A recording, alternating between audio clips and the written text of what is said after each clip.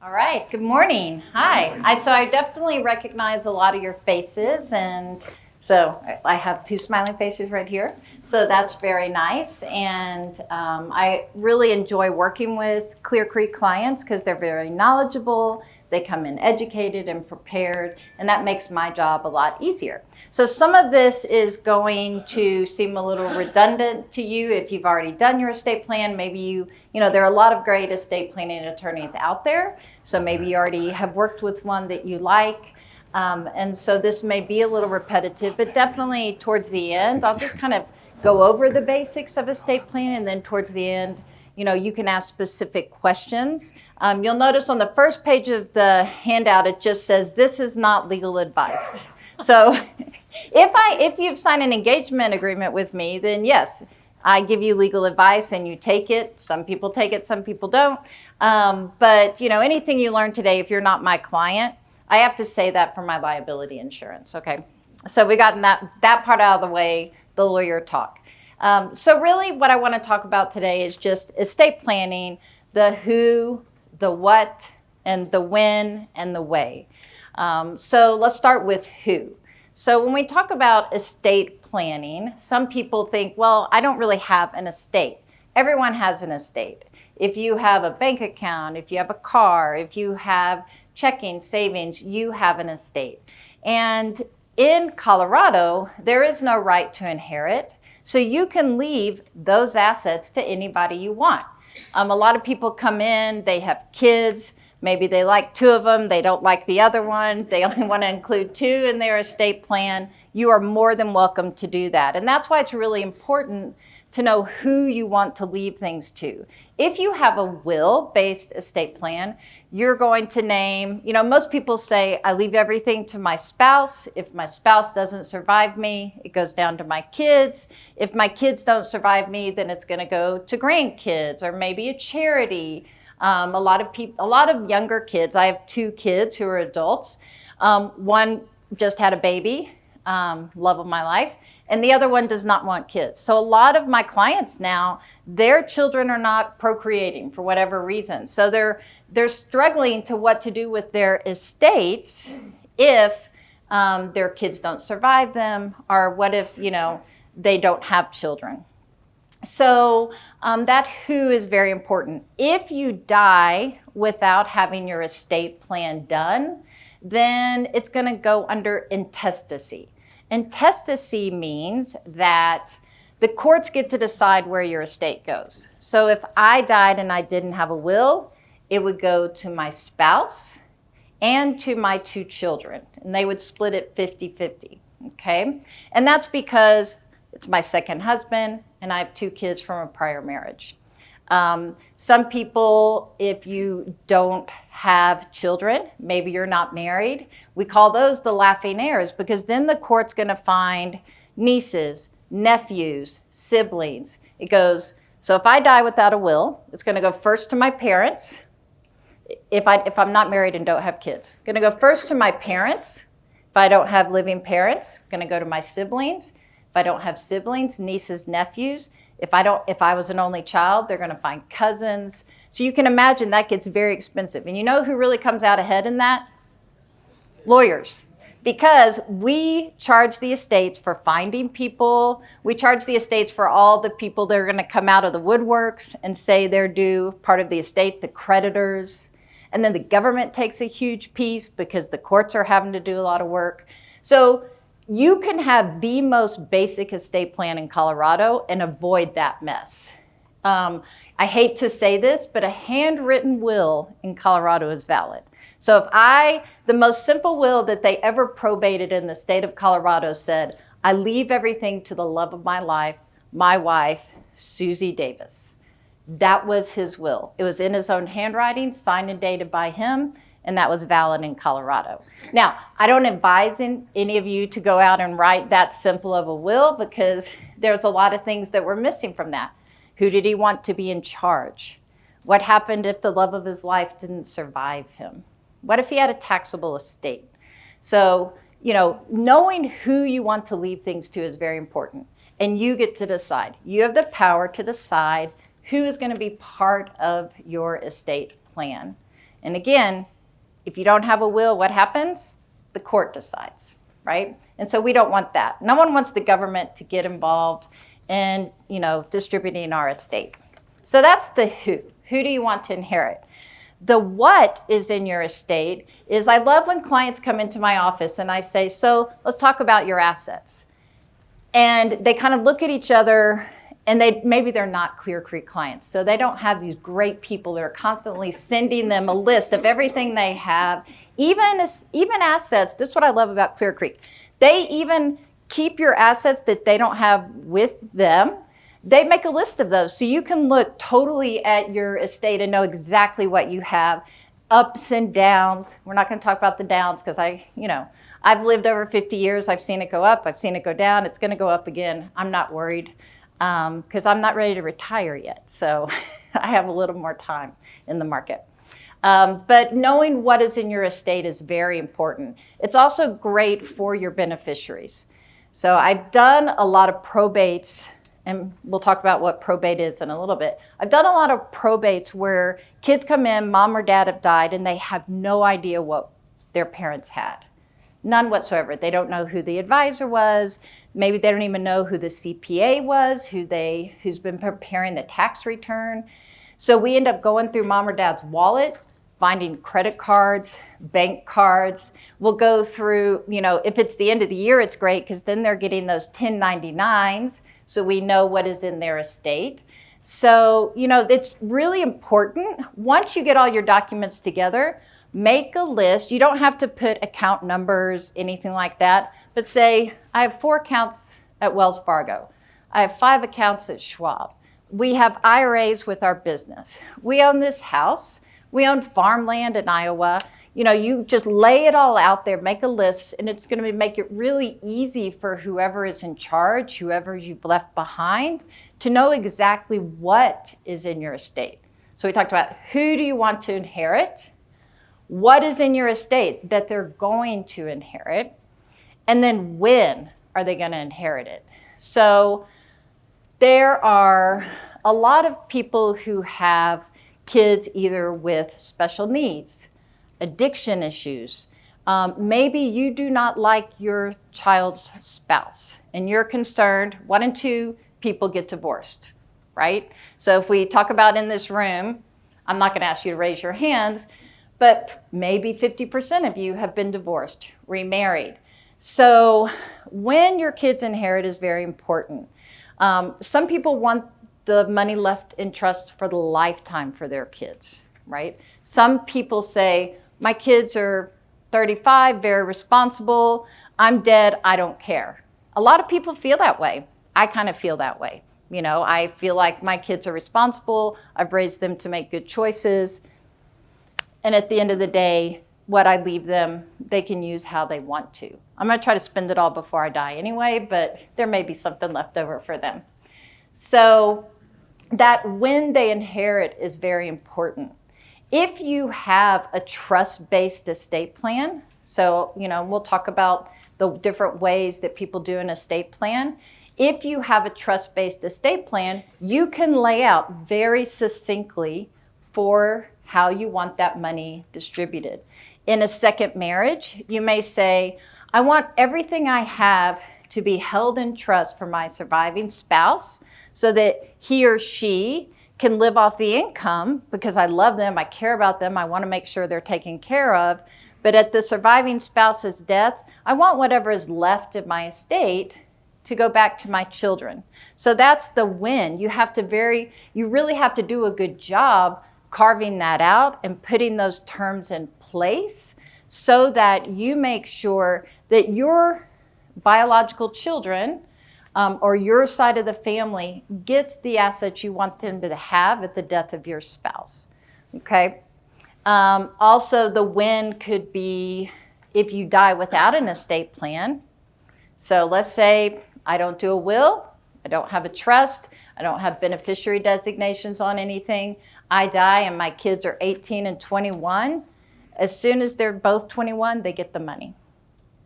So very few kids should inherit $1 million at 21. No, wait, No kids should inherit money at 21, because then they're going to take their friends to Vegas. They're going to make probably not the best choices. So, when they receive that money is very important. That's why, especially if you have children that are under the age of majority, even children under 30, 30 is kind of, I feel like, when they seem to start getting their stuff together. Then you're going to want to make sure you tier that out. Maybe they get a third when they're 25, and then another third when they're 35, and then maybe the rest when they're 50. You can, that win is very important, okay? And if you think of questions you're going to have, jot those down, and we'll definitely come back to them. And then the last one is ways. So this is where we really talk about the documents that are part of your estate plan. So get there. Just make sure I didn't miss them. Okay. There are two different, if you go to ways, right, there are two different types of estate plans. There's a will-based estate plan, and there is a trust-based estate plan. So how many in here know what a trust is? Hopefully my clients raise their hands. Okay. So I have a lot of clients come into my office and they'll say, I have to have a trust. I have to avoid probate. I read Susie Orman's book. You know who Susie Orman is? I read Susie Orman's book. She says everyone has to have a trust. A lot of financial advisors feel like everyone needs a trust because that is really, in most states, it's very important. If you live in California, New York, Florida's the worst, Louisiana, those probates can take up to 3 years. They are very expensive. In Florida, the attorneys get a percentage of the estate to do the probate, and you have to have an attorney to do probate. They get a percentage of the estate no matter how much they work. So in Colorado, we charge by the hour. So if your estate is really well laid out, it's not going to cost very much money at all. Probate is the process. So I explain this to my husband all the time because he'll say, what is probate again? Probate is the process of someone dies. You take their original will. If we lived here, we'd take it down to Douglas County Probate Court, and I would file the original will if I'm their personal representative. I would file it with the court. The judge looks at it, says, yes, this is a valid will, and then gives the personal representative PR letters. And those letters are the key to sell the property, access bank accounts, and distribute the estate according to the last will and testament. Because if I take a will to Eric and say, hey, I need access to the Schwab account that my dad owned because it says so under the will, Eric doesn't want the liability of having to know, did I make my dad sign that? Is that a valid will? So that's why they want the courts. They want that protection of the courts saying, this is a valid will. Okay, have any of you had to go through probate with a parent or something like that? Yeah. So was it in Colorado? No. Okay. Yours was. So did you find it an easy or difficult process? Simple, right. So if the only reason you want to do a trust is to avoid probate, you may really not need to do that. Because probate in Colorado is very simple. You can be in and out in 6 months. And, excuse me, when you're going through that probate process, a lot of times you don't even need an attorney. Now, I feel like having an attorney gives you protection. It also helps if you maybe have siblings that aren't getting along. But it's not as difficult to go through probate as it would be in other states. However, if you have minor children, if you're wanting to leave money in trust, yes? Could you define a personal representative? Sure, of course. Yeah, so a personal representative is what we call an executor in Colorado. So the personal representative is the person that you have named under your last will and testament to distribute your assets according to the terms of your will. If you have a trust, does that help? If you have a trust-based estate plan, then the trustee is the one that is going to distribute the assets according to your trust. And that will is just a pour over. And that will, your will, everyone, if you have a trust, you still need a will, because the will is going to say, who are they going to release the body to? Your personal representative, because they're planning your funeral if you haven't already done so.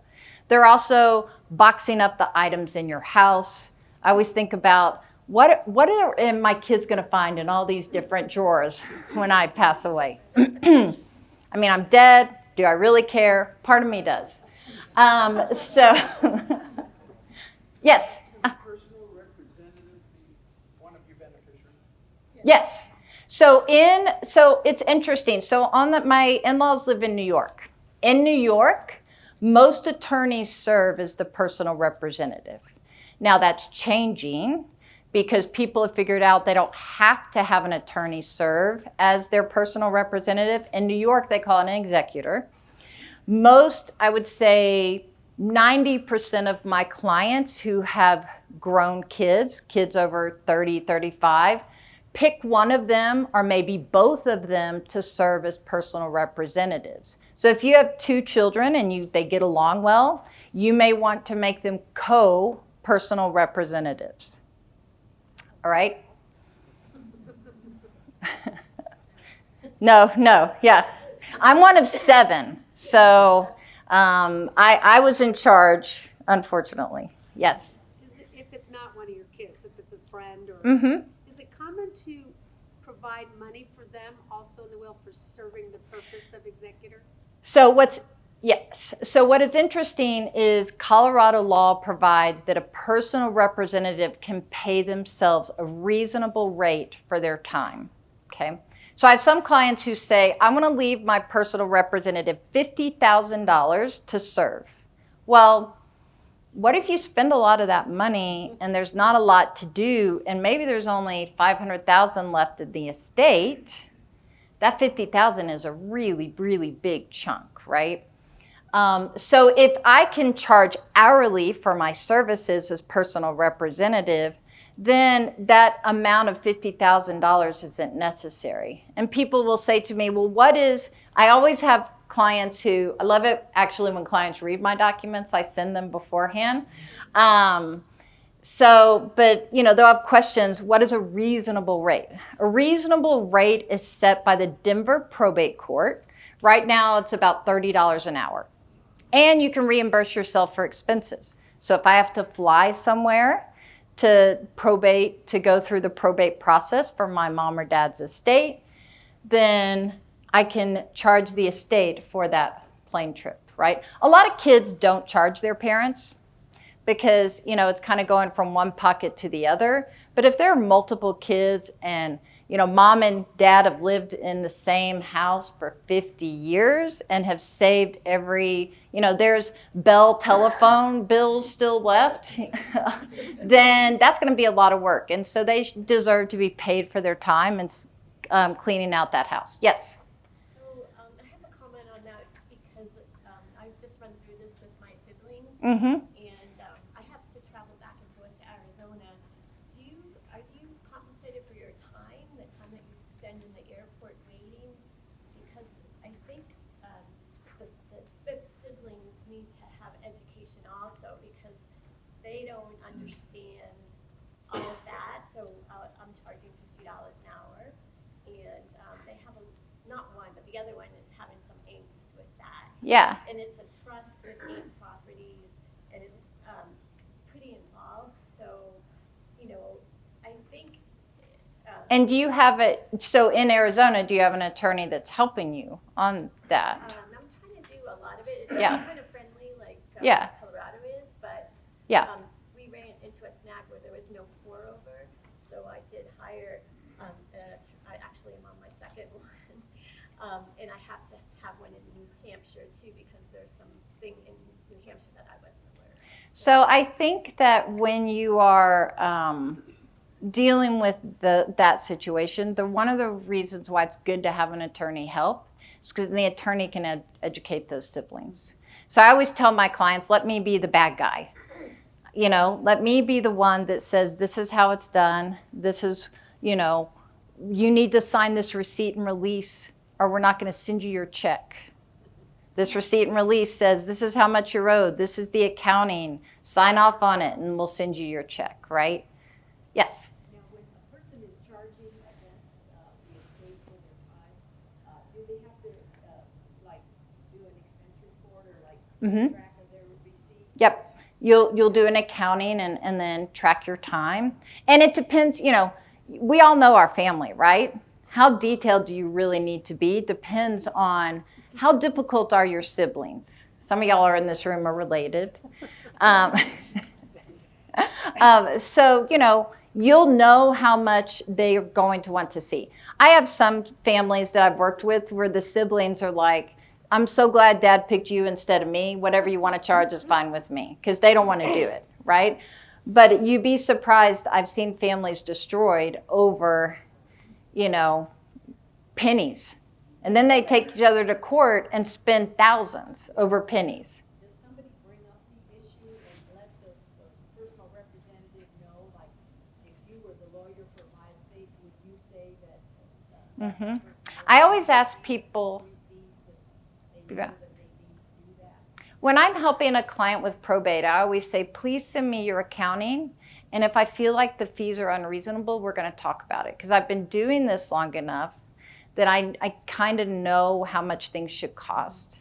And I always tell people too, if you're charging the estate more money to clean out mom and dad's house than you could pay a service to do it, that you can't do that, right? That's not reasonable. Because maybe I'm charging, $100 and I could charge college kids $20, pay them $20 an hour to come in and do it much faster than I could, right? Now, there are some things you don't want a bunch of college kids messing with, right?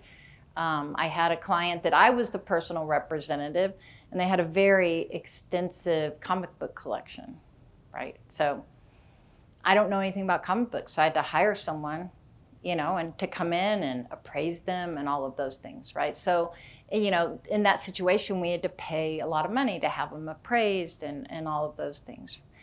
That's not something I could do. And also, when I serve as PR, I don't charge my hourly rate.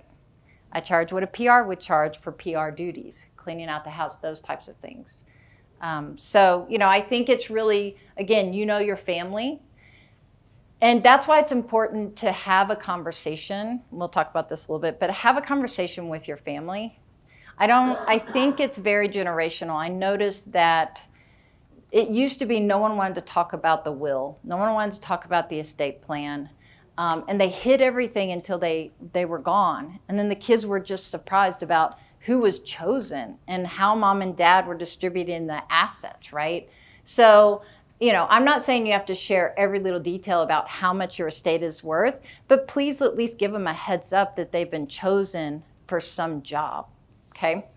Let me get back on track and then we'll get to questions again. So we're kind of, we're going through the ways in which you can do your estate plan. Because we talked about who inherits, when are they going to inherit, what do you have, and then the ways in which you can do an estate plan.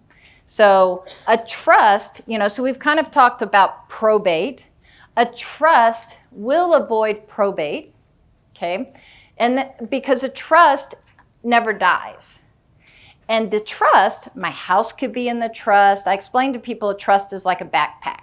I can put my, house in the trust. I can put my bank accounts in the trust. I can make the trust the beneficiary of my life insurance.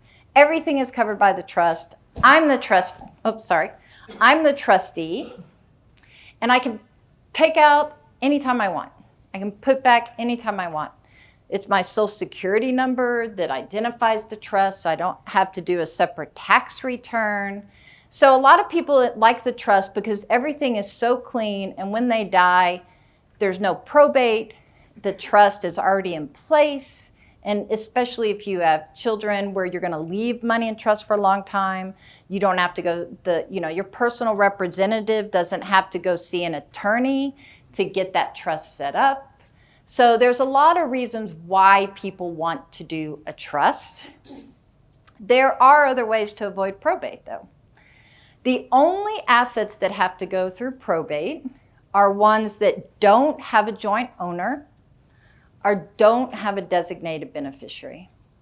So I have a lot of older clients who, maybe are in their late 80s. They've really have simplified their assets. Maybe they've sold their house. They're living in a retirement community of some sort. And they just want to put designated beneficiaries on everything, because it's simple. They have 2 kids. Everything's going to be split 50-50. They don't have a house to worry about anymore.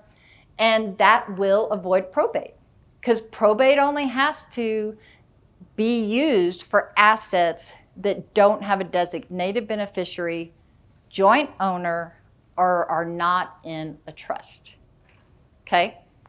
And I'll get back to questions on that, because I'm sure there may be some.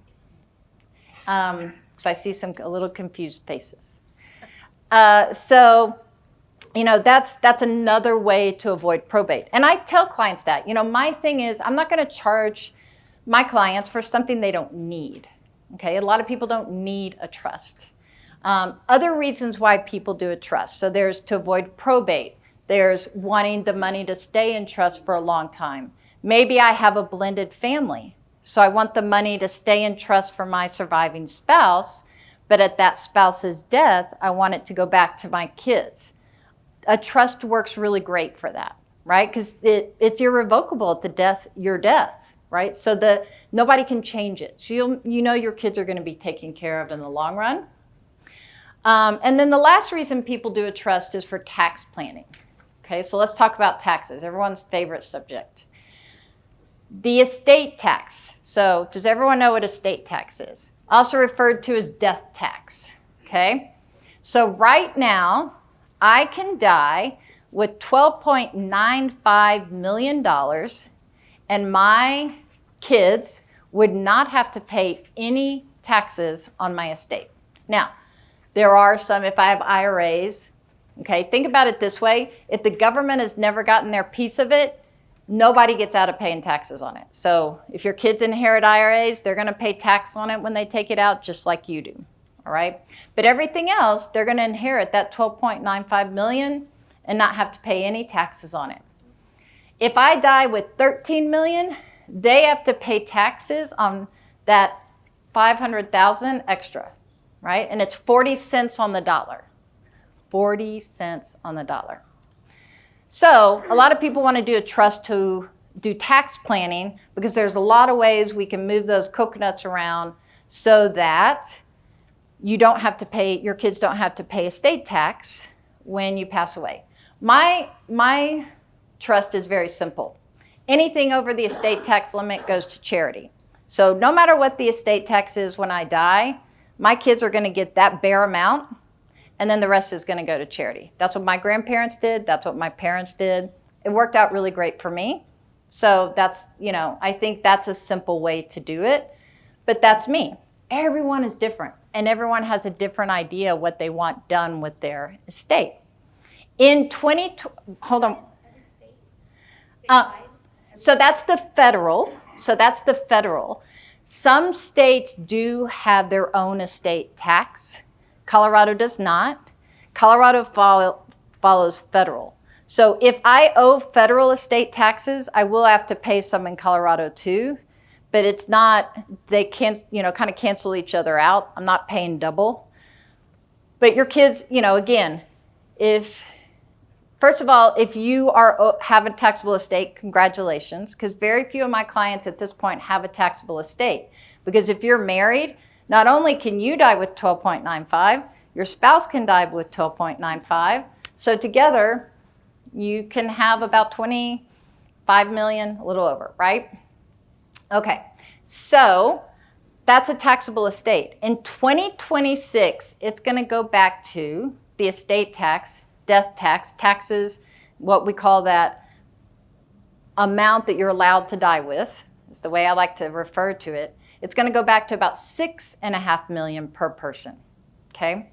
So you think about it. Think about your house, cars, bank accounts. Clear Creek does a great job for you. Your estate's going to go up and up and up, right?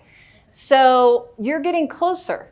If you're single, not married, and you have that amount, you may be starting to be like, wow, I do have $6 million.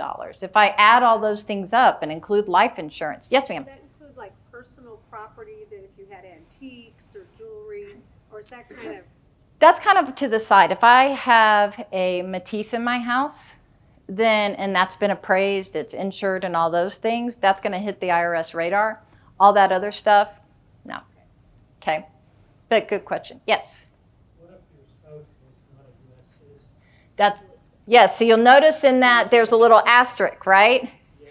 Because I could die, you know, if my spouse is my beneficiary, okay, I could leave my spouse, I could leave him $50 million and he doesn't have to pay any estate tax on it.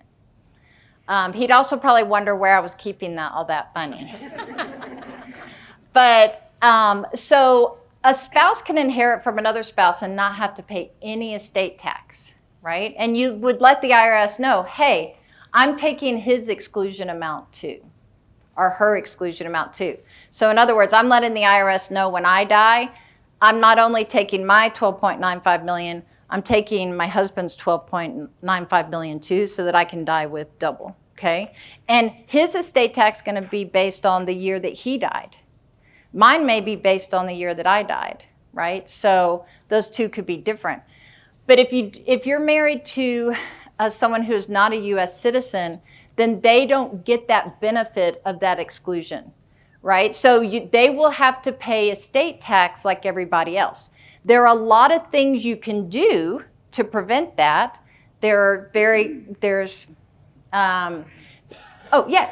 What if they're a permanent resident? If they're a permanent resident, if they're a permanent resident and have applied for citizenship, have they applied for citizenship? Because that also makes it, no, that also makes it different. So being a permanent resident in Colorado will prevent you from having to pay any estate tax. Being a permanent resident will allow you to inherit IRAs without any estate tax, but that's it. Okay, yeah. Can your personal representative be a green card holder? Yes. Yeah. What about a Canadian citizen? I'm sorry?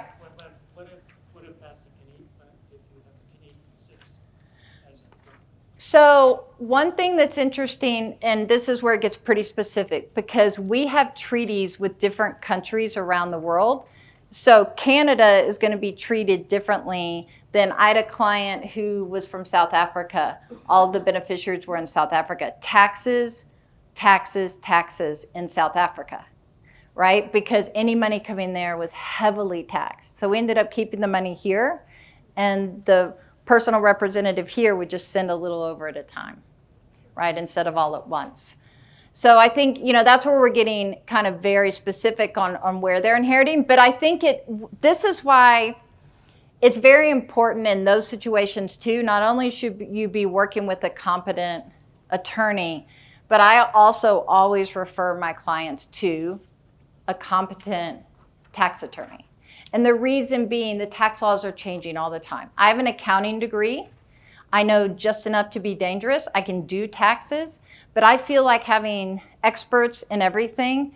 I'm not a financial advisor. I have clients come to me and they want to ask me about long-term care insurance or life insurance or annuities. I know just enough to be dangerous. And I feel like you really should have a good team of people that can answer questions. And I always tell people, you can ask 5 different attorneys the same question, you're going to get 5 different answers because everyone has their bias. Now, there's the law and the law, right? 5 different attorneys aren't going to tell you what the estate tax is differently because it is what it is. But they may tell you how to avoid it differently and how to go about that differently. And that's going to be based on their bias too, right? Yes? Thank you, Julie. Yeah. I'm going back to when you said handwritten will is fine. Mm-hmm. We don't have a handwritten will, we have a real one. But if there are adjustments, percentage adjustments, or in our case, one of our charities is now defunct, Uh-huh. can we do a handwritten addition and just stick it in? Or do you have to go through the whole process every time we change? Yeah. a So category or a percentage or a charity? It has to be formally done? yeah. So the reason is because you started out with a typed will, and then you're going to go to handwritten. right? You'd be better off writing void across the whole will and just handwriting the whole thing. Now, which you wouldn't want to do. And think about it this way. The reason why that is not valid is because anyone could cross something out and write something new in it, right? That's why they really want the whole will written in handwriting. So it's either one or the other. And if you write on a will, if you have a will done by an attorney and you write on it, it invalidates the whole thing. So it's if you died without a will, right? I mean, the thing is, sometimes you can really easily, type something up. It needs to be witnessed by two people and notarized. So if you have two friends and a notary, I mean, you could try to do that yourself. This is where, again, attorneys make a lot of money, because when people try to do it themselves, it ends up costing a lot more in the long run. For sure. Yes? In your file cabinet, you have the original will. So nobody can find the one that's in our desk and start writing all over it. So what's more valid? What's in what you keep for us or what Eric keeps for us? I mean, the original is the valid. The original is what is, and that's why the courts want the original will. Because if the original will can't be found, then you have to go through a formal process and a hearing. Because the courts assume that if the original will cannot be found, that the testator, the person that wrote the will, has destroyed it. Can I? Yeah. Most lawyers, including Julie though, we don't keep original documents. You take them with you. You put them in a safe place. They're not held at an attorney's office. This doesn't, that was his question. Oh, I'm okay. guessing you, Yeah. On a lighter moment, would you say that it should be very important who we consider to vote for in 2024? Eric told me I'm not allowed to talk politics. So what I will say is, come on, can you give me 1 second? Okay. If it were me, I'd forget the question, but try to remember. So I do think that, yes, I believe, so when the estate tax goes back to $6.5 million, it is not going to stay there, because then everyone in Congress would have a taxable estate. So I'm not super worried about that, right? Because they're going to do what benefits them. That's what they do, right? Depending on who is in office, I always tell people I'm fiscally conservative and socially liberal. Sometimes I vote my pocketbook and sometimes I vote my conscience, right? So I think that definitely you should know where, especially on a federal level, where those people stand and do they align with your beliefs. But yes, so for example, the previous presidency, they wanted to do away with the estate tax completely, which means you could die with $50 billion and your children would not have to pay any estate tax. So some people think that's awesome. Some people don't. I'm not going to give my opinion because Eric told me I couldn't talk politics. So, but, so I do think that could happen. I don't have a crystal ball. If I had a crystal ball, I would be the best estate planning attorney in the world, because I would know when everyone was going to die. But I probably wouldn't be an estate planning attorney. I'd be in Vegas or somewhere else. Yes? Just a general question. Maybe you can explain the pros and cons of, I'm going to say, services like LegalZoom or prepaid legal versus someone like you that are certified here in Colorado. Wow. Okay. Go ahead and talk politics. Yeah. So I actually gave a whole presentation on the pitfalls of LegalZoom. Now, I do think, so my husband is an attorney as well. He does business formation, entertainment law, trademark, copyright. We go to shows. I'm at, clubs till 2 o'clock in the morning, seeing his bands and stuff. His job's a lot more fun than mine. But a lot of his clients do LegalZoom to try to do operating agreements, contracts. And he spends more time, he gets paid trying to clean up that mess, because no one in the operating agreement thought, what if one of the partners dies? how do their estates get paid, right? What if we want to get a business divorce? How do we split the assets, right there? I think that's what an attorney does. I'm a very positive person, but as an attorney, I have to be the worst case scenario person. So what if all your kids die before you? What if you become incapacitated? A lot of people don't think about the fact that, and I'm going to get there next, but why, to me, powers of attorneys are as important as a will. So there are a lot of things that LegalZoom, if you have, you've been married to the same person the whole time, and y'all have 2 kids who are over the age of 40, and you're very technologically savvy, it may work out, right? I have a client who, his family was my client because they had to come to me to do probate, and they had done their mom had done a LegalZoom will and had signed where the notary was supposed to sign, and it wasn't notarized, it wasn't witnessed, so technically there was no will. And she had wanted to exclude a child from a previous marriage. That child got back in. Why? Because that will was invalid. So we had to go intestate. And the kids were really mad at me because I told them the way it was going to be, right? If mom really wanted to exclude that kid, she should have gone to someone who could have helped her with that, right? Now, I know that there are times where people do LegalZoom and it works out great. I've had clients come in, they want me to review the document, and I'm like, it'll work. It's not great, but it'll work. I will tell people the truth. So I think that, we've talked about in the estate planning community that LegalZoom could be one of our biggest competitors. I mean, there are a lot of things that, we use.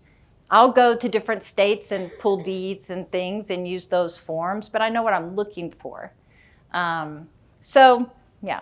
Does that answer your question? I know that's kind of an attorney answer, isn't it? I mean, basically the core of my question is it more beneficial for me to have a Colorado-grown person who understands the laws more than having someone who's just a national? Right. Yeah, because if you do LegalZoom, they're going to say executor, right? Also, it could be more complicated than you need, or not complicated enough, depending on your needs, because everyone is different. This is what I love about estate planning. It's a puzzle. I love when people come in and they say, my family's really complicated. That's great. Let's figure out how we're going to get your wishes accomplished. And that's why I love meeting people in person, too, because I can get a sense of what are their values, what's important to them. And so that helps me come up with a good plan for them. So, but it's a good question. I would also assume that it's probably not a good idea to make one of your children who's addicted to drugs to be your executive. Exactly. Yeah, I'm throwing that out there. Yeah, I would say, or ones that, it's okay for your personal representative, which is what we call an executor in Colorado, to live out of state. Most things can be handled online now, right? So, but we talk about ways. I'm going to get back to one thing and then we'll take some more questions too. We talk about ways. We talked about a will. We talked about a trust. We talked about making sure you have beneficiaries on things.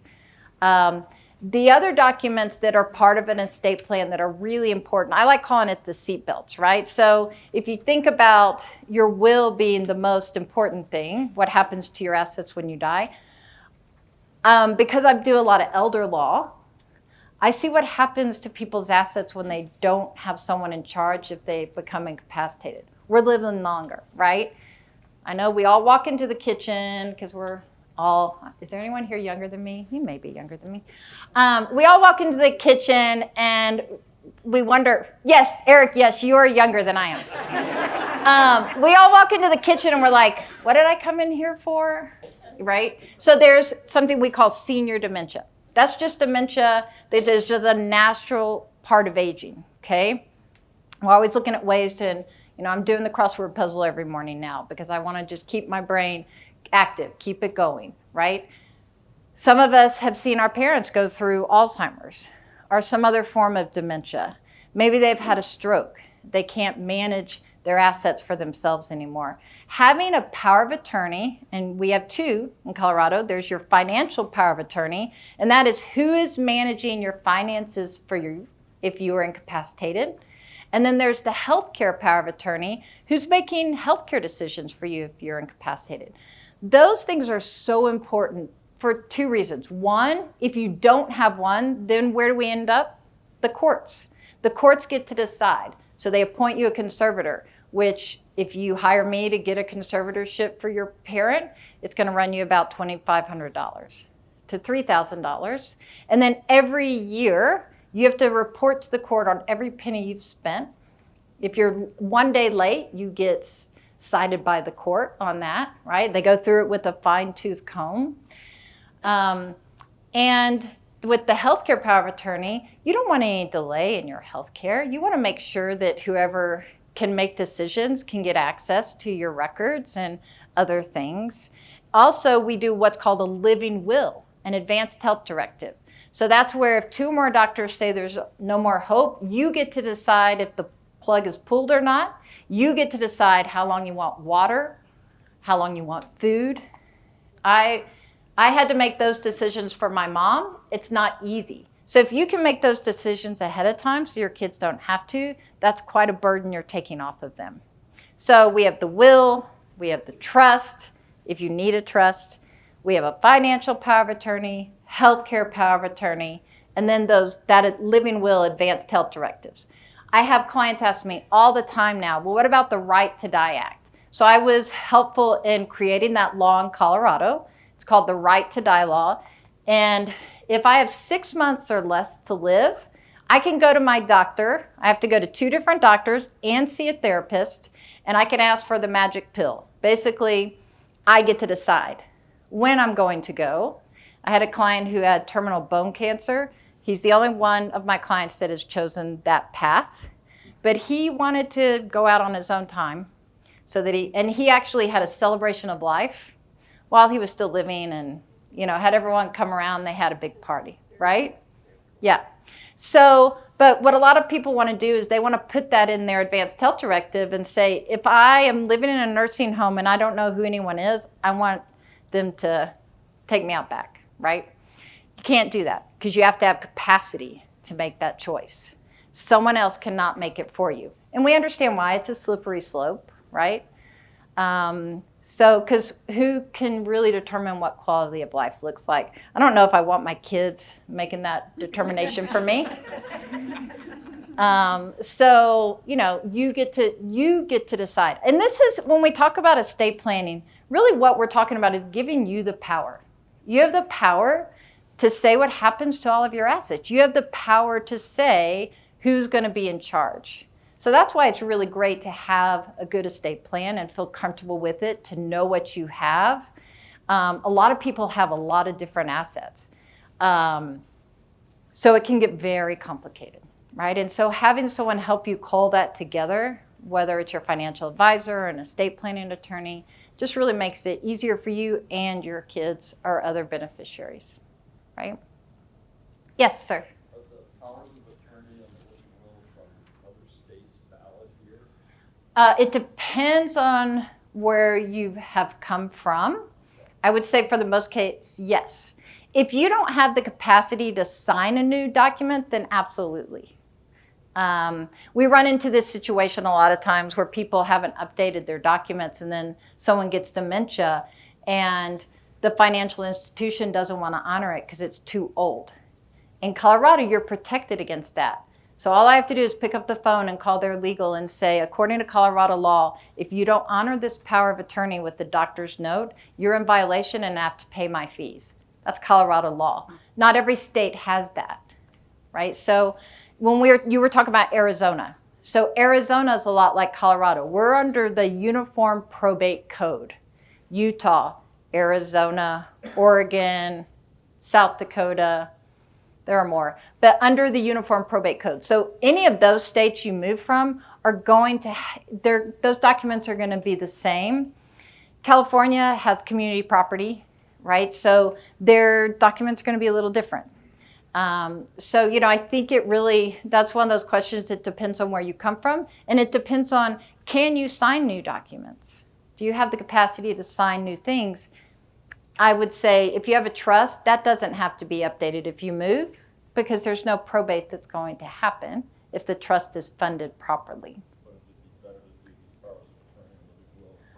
I think the living will can, if you have your wishes down, that's a guide to your family.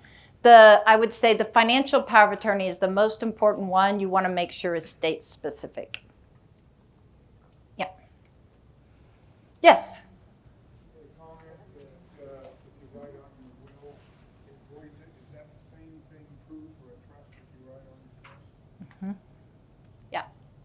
So I tell people if you have a trust only has to be notarized. So a lot of my clients, they'll call me and they'll say, I just had this happen. My son, who lives in California, just went public with his company.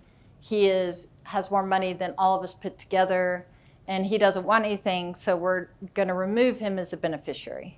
So that's really easy for me to do. Email to the client. They can take it down to the bank, get it notarized, send me a copy. They don't even have to come back into the office. So having a trust makes it easier to amend because there aren't as many things you have to do. But you're not really supposed to write on any of your estate planning documents that you have. Some people's phone numbers change. So on our documents, we put cell phone numbers because those usually never change. But I tell people, if your child's number changes, just get a Post-it note, put the new number on there, stick it on there so someone will know how to contact them. Don't cross it out. I just have a copy of my trust. The attorney has the original. So if I write on mine, it doesn't matter. Correct. Yeah. What I tell people is if you want to write on it, make a copy before you write on it so that you have what it originally said and then what it now says. Yeah. Can you just call up the attorney and say, I want to make a change, and they make the change and send it to you, or do you have to actually? Depends on the attorney. I mean, that's how I do it. Every attorney is going to have a different process. And I tell my clients, if it takes me more time to put you into my billing system than to just do the document, I'm not going to charge you for it, right? So it just depends on, each attorney kind of has their different way of practicing. So. What do you charge for reviewing the trust? Well, you're a Clear Creek client, so you get a free review. So I don't charge to. Good answer. But if I'm charging to do hourly work for someone who's not my client, so if I've reviewed the document, I say I think you should change these couple of things. I charge $3.15 an hour, but I always tell people this is about how many hours I think it'll take. Because there are some things I do hourly. If you come in for an estate plan, though, all the estate planning I do is flat fee. Because I want to make sure there's communication. Like sometimes we have to talk a lot to make sure everything gets done properly. I don't want you to feel like you're going to be charged every time, you pick up the phone. This is where Liz is getting really nervous because, so stand up, Liz. This is Liz Marklin. She is the only reason that I get out of bed every morning, because without her, I could not do what I do. And she's getting nervous because she's like, people are going to call. So, and she has to put them in somewhere. Yes. So, I have a will and I have all these documents, they're all in Colorado. Mm-hmm. So I decide I'm going to leave the state and move someplace else. Which of any of these things do I need to change? So, and did you say you had a trust or not? I do have a trust. You have a trust. So I would say if you move to Florida or California, then you may want to have your trust amended to put some different language in there, right? But really, you should just update your powers of attorneys. For most people, when they move to a different state, when people call me and they're like, I just moved here from Arizona or Texas or somewhere else, and they have a trust-based estate plan, we may just amend the trust to say now it's under the laws of the state of Colorado. So we just do a simple amendment, and then we update the powers of attorneys, because those are the things that are the most state-specific. And really, your powers of attorneys, if you can do so, your financial power of attorney, you should be updating every 5 years. Because again, banks want to see that those have been updated. Yes? Oh. The living will? The living will really, And the HIPAA doesn't. the HIPAA does not. No, because, yeah. Thank you. Yes? Can you discuss the ancillary probate for out-of-state property? Sure. So if we had this happen with a client, they had a trust. They had timeshares out of Florida. So most timeshares, because I do a lot of timeshare deeds. First of all, not a big fan of timeshares, just saying that. But a lot of clients have them. So so everything was in Colorado, was in the trust. Mom had these timeshares that she had gotten. The company is based in Florida. So in order to get those timeshares transferred to her trust, we had to open probate in Florida. So we didn't have to open probate in Colorado because everything was in the trust. An ancillary probate means I have property outside of Colorado that is not in a trust or doesn't have a designated beneficiary or joint owner, right? So if I have timeshares and I'm the only person on them, my personal representative is going to have to open probate in Florida. And you know what? That attorney is going to get a percentage of my entire estate, because in Florida, remember, the attorney, no matter how hard they work. So we ended up spending more money to transfer those timeshares that the kids didn't even want to the trust than, it was worth, for sure. What about residential, I'm sorry, for just other states besides Florida? Yeah, so any time you have property outside of Colorado, in order to get that property transferred to your beneficiaries, a probate has to be opened in that state as well.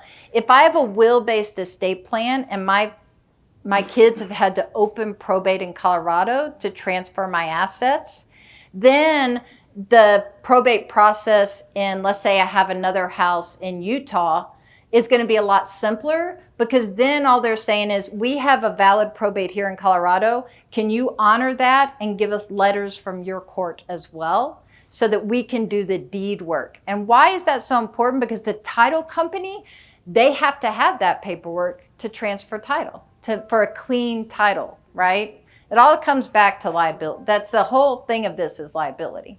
Does that make sense?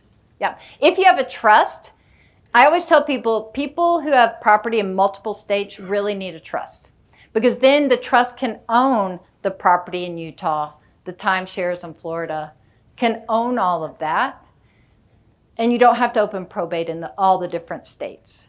But Colorado, if you're opening probate in Colorado, then the other states, it's a lot easier.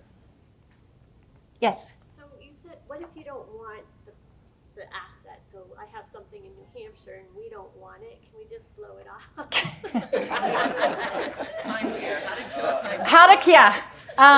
So, yeah. I mean, this is, yeah. You can. Here's the thing. If there is an estate and there are taxes owed, then they can make a claim on the estate for those taxes to be paid. So if there's property, a lot of times there's this, we had a client who had like this teeny tiny little parcel in Pueblo that wasn't worth really anything. Yeah. And so nobody wanted it. They didn't want to have to open probate for a piece of property they didn't want. They just let it go. And eventually, if the taxes don't get paid, then the county or the state's going to take it back. So I would say it's asset dependent, because timeshares, because those maintenance fees are high, they'll come after the beneficiaries as a creditor. So that's why those end up getting transferred. And if she had a will, but the will wasn't a pour over and he has a trust, does the lawyer put the land in New Hampshire ancillary? Does the deed go into the trust? Because that's where we want it. Yeah, yeah. Mm-hmm. Yeah, if you do that probate there. Yeah. Can you explain what a pour over will is? Mm-hmm. So a lot of times people think if I have a trust, I don't need a will, right? Because they're doing the same things. They're both distributing my property. But a couple of reasons why you still need a will if you have a trust. Because your will says who your personal representative is. And in a lot of situations, the coroner wants a copy of the will because they want to know who they can release the body to. Right? I mean, just very simple things we don't think about. Because the coroner wants to make sure if son says mom's going to be cremated, is son the one getting to make that decision? Because that's something you can't reverse.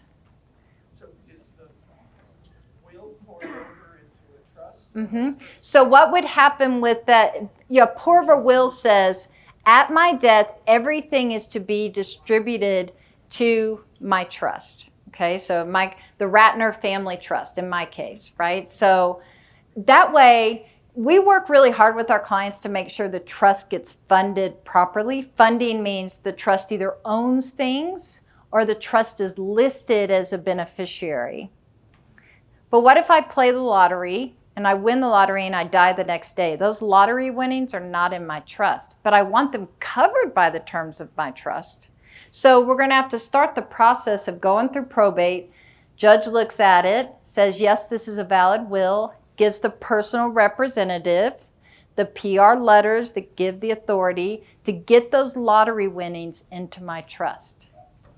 So that's why it's important to have a will, because you never know what asset might be out there that you've forgotten about. And then also it's going to say who's in charge of planning your funeral and being able to deal with your personal things, your pets, your cars, all that personal property. Your personal representative handles that. Does that answer your question? Okay. Can a beneficiary elect to not receive the benefit Mm-hmm. after their children? Yep. So that's called disclaiming an inheritance. So if my father left me money and I didn't want to take money from him, I could disclaim. And if I disclaim, then it's as if I had already died, and it'll go to who would have inherited it had I died. So that's called. Their discretion, not your discretion. Mm-hmm. Okay. I can't, if I disclaim, then I don't get to say where it goes, right? Because I can only say where it goes if I take possession of it. Yes? Do you have more than one personal representative? Like one can handle the financial stuff and the other one might handle the house? Yeah, so you can have co-personal representatives and they can split up the duties. And you can define how those duties are split up? You could. Yeah, you could. Yes. Talk about property, say in the US. What if you own property outside of the country? So I have a lot of clients who have second homes in Mexico or Canada, right? Border states, countries. So in those situations, you have to get a will done by that country. So the country of origin of that property has to do the estate plan. So I have counsel in Mexico that I've worked with to do the deed work there, because if a citizen of the US owns property in Mexico, technically you don't really own the property. That property is held in trust, because if it's close to a beach, you can't really own it. There's so many rules. How about Belize? Belize. I don't know. You would still have to have an attorney in Belize prepare documents that says what happens to those assets when you die. A U.S. trust cannot hold assets in a foreign country. All right? Yeah. Other questions? Yes. On commercial property that has been in a trust, sometimes a bank will request you pull it out of the trust Mm-hmm. for a mortgage. Right. Explain that. Yes. Because there are other beneficiaries besides the trust, right? So the commercial property, they want to make sure that you are responsible for paying that mortgage. So a lot of times, if there is a mortgage or people are maybe going to refinance, we do a beneficiary deed to the trust.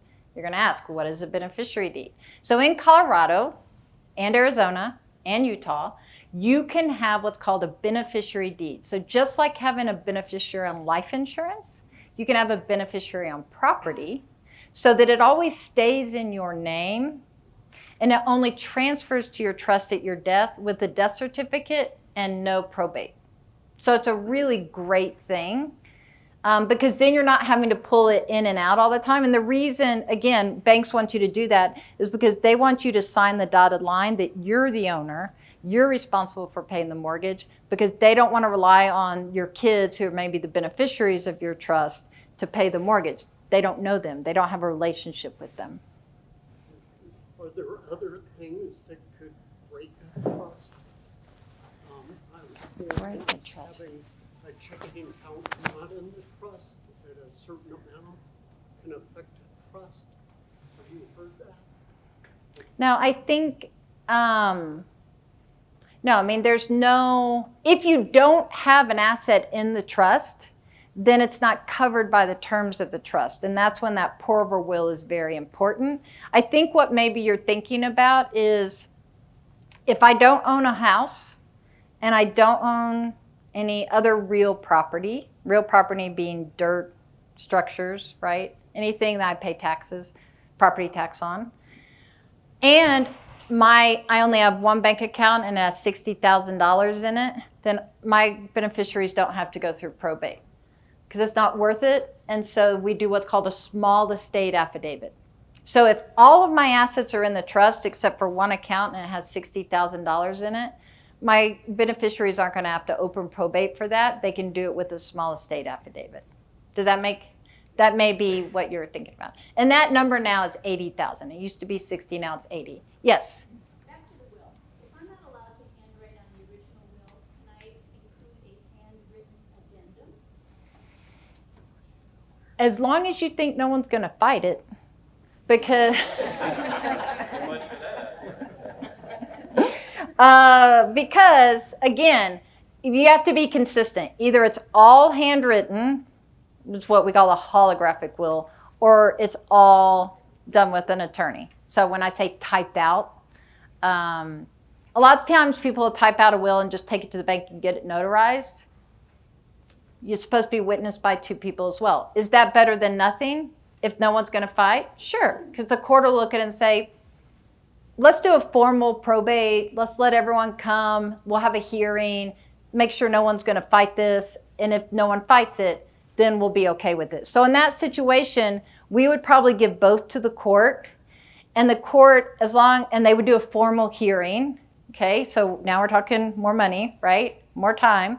They would do a formal hearing, and anyone that didn't agree could come and make their complaint. And if anyone complains, they're going to throw it out. So, yes? In your practice, do you do premarital agreements? I do, because that's considered part of an estate plan. I have, in some of my trust, clients have put, this is what I call really ruling from the grave. Their kids cannot inherit if they do not have a premarital agreement. And they cannot inherit if they're already married without doing a postnuptial agreement. Okay? So we call that ruling from the grave. So yes, I do those, but really mainly for my current clients, or I also do cohabitation agreements. I have a lot of clients who don't want to get married again. Maybe they've lost a spouse, they've had a bad divorce, but they want to live with someone. So we do a cohabitation agreement. How are we going to live together? How are we going to split the money? If we break up? I promise not to say I was common law and take half your stuff, because we have common law marriage in Colorado. So, yeah, sure. Sure. So I had a question. If you have like a single-owned LLC, how do you put that in the trust? So if you have and I work with a lot of small business owners. If you own a business, so maybe you're a partner in a business, you have a partial owner, or you're a single member LLC, we do what's called an assignment.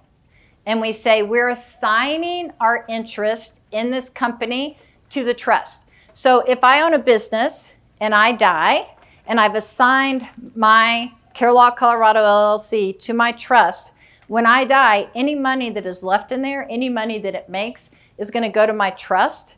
So my trust technically isn't a partner in the business, but I've assigned my interest to that trust. That's very important. Very important. A lot of entrepreneurs are great at a lot of things. They're not great at thinking about what happens if they die. And what about, because it's a property, Mm-hmm. not a condo or a not just the money. Right, yeah. So a lot of people have rental property that they have in a single member LLC. If you're married, you can still call it a single member LLC if you file joint taxes, all right? So they will, in those situations, we'll also do an assignment, and then we'll make sure that there's a, that we check the deed and make sure the deed is titled correctly as well. Yeah, yes. I have a question. We have land in another state, farmland, jointly owned with the siblings. Right, yep. It's in my trust. So your part is in your trust. Right, my brother's part is in the trust. Right. My question is, I've always assumed that when I died, that my trustee could dispose of them. Mm-hmm. Is it possible to write the trust so that they cannot? So I have this situation with clients who have, like a client, they've had a 100-year-old cabin in Grand Junction. They do not want their kids to be able to sell it because they have this vision of their kids and grandkids and great-grandkids using this cabin. And so we put it in a property trust that goes on forever. Keep in mind, though, you got to have money in that property trust as well to pay the taxes, to pay the maintenance, because a lot of the kids, they're going to, and if you have 6 kids, maybe some want to visit, some don't. Who's paying for it? So in those situations, we'll usually do a property agreement. So it details, you know, if you have so many days to stay here, if you don't use your days, you don't, you know, so we get very detailed on that. I discourage that. And the reason is you don't want to tie your, maybe at a first generation, but when it gets down to the grandkids or the great-grandkids, give them the opportunity to get out of it. Well, to go with that, and I don't know if this is your bailiwick to answer this question, the capital gains on this property is significant. Mm-hmm. So my brother thinks if he locks in his son not to sell this, then he will not take a step up in basis when he dies. So you get a full step up in basis when someone dies. So if I own property that I paid $500,000 for, and when I die it's worth $750,000, my kid's basis is $750,000. Right. So it would make more sense that the kids would get to sell when you die, because if they don't, then they're going to have to pay capital gains if they ever do sell. So they should either sell it when you die, or they should know that they're going to wait till the next generation, because then their kids get another step up in basis. Yeah, I've got to have, okay, I got to find an attorney. I have a follow-up question to that question. Uh-huh. So you said if they don't get a step up in basis if they inherit it. They do get a step up. They do, Yeah. I'm sorry, they Yeah. do. What if you already, before you did your trust, quick claim deeded it to the kid? Somebody told me then he would have to pay step up. He would, okay. Do not quit claim your property to your kids while you're living. Can you quit claim it to the trust? You can. But then, I mean, it depends. So there's a lot of gift how can taxing. you undo that? I mean, we've undone it. You know, it's one of those things where, am I mic'd? What is the IRS really going to come back on you, right? And that's my job, is to protect you, right? So when we correct those things, we can say you're forced to do, I mean, if the IRS comes back, we're going to say, you know, you got bad advice, we're retransferring it, we're curing the gift. So curing the gift. But if I put my kids on my house and one of my kids gets divorced, that means their spouse now is entitled to my house. Bad idea. If I put my kid on my house and I die, they don't get a step up in basis. So they have to pay capital gain tax. If I put my kid on my house, I have to file a gift tax return because I've gifted them half the value of my house. Please don't put your kids on your house. If you want your kids to inherit your house outside of probate, do a beneficiary deed, okay? Because then they will own the house at your death with just a death certificate. They've avoided probate, but you have full power while you're living and there's no jeopardy.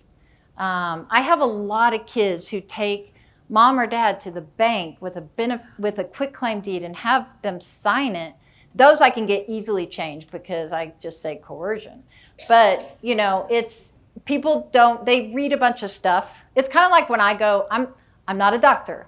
When I go on to WebMD, bad idea, right?